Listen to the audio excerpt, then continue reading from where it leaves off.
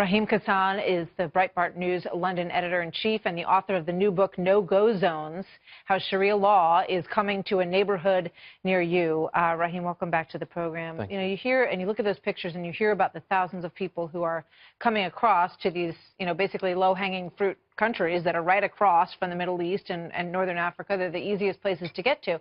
And it's a combination of tragedy and desperation for so many families, but also some percentage of danger presented here. Yeah, absolutely. And it's incredible, isn't it, when you look at the number of people who are suffering as a result of the human traffickers themselves and these shoddy little boats that they put them on in the sea, and many are dying and suffering as a result of that illegal trade in people coming from Turkey and coming from parts of North Africa as well. And you would just think that we would have some semblance of introspection over this. Maybe we don't allow these boats to come over. Maybe we don't start rescuing people who have been human trafficked there and bringing them into Europe, because it only encourages, it's the pull factor, it only encourages those human traffickers to carry on that illegal trade. Australia had this same problem, and what their solution was to turn the boats back. You may not land illegally in Australia and then claim citizenship and all the rights of residents, and actually their problem ceased.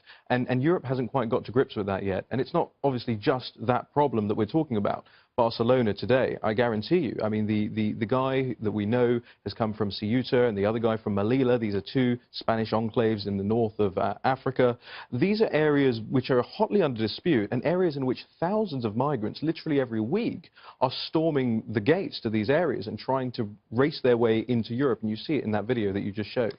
In so many cases, though, we have seen that it's homegrown terrorism, maybe second generation young men who have grown up in England or grown up in France, disgruntled for whatever reason, and find an identifying factor with these groups. You've studied what you call these no-go zones in so many of these cities, and it's likely that there are areas perhaps like this where these people who perpetrated this today came from? Well, we know that Barcelona has some neighborhoods like this, and not too far away from where the attack happened. So it is completely possible. I mean, we don't want to jump to conclusions like some other people out there do very, very quickly. But we'll wait and see. But there is a high likelihood of this. And I haven't just studied them, I've lived them.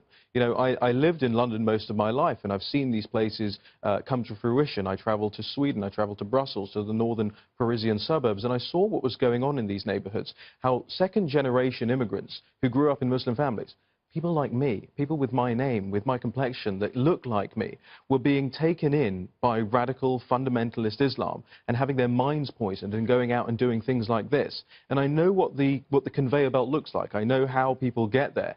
The problem is, I can scream about it until I'm blue in the face, but unless we have real policy solutions aimed at anti-ghettoization and anti-segregation, and stop putting people in these migrant ghettos, then we're just going to keep seeing this sort of stuff.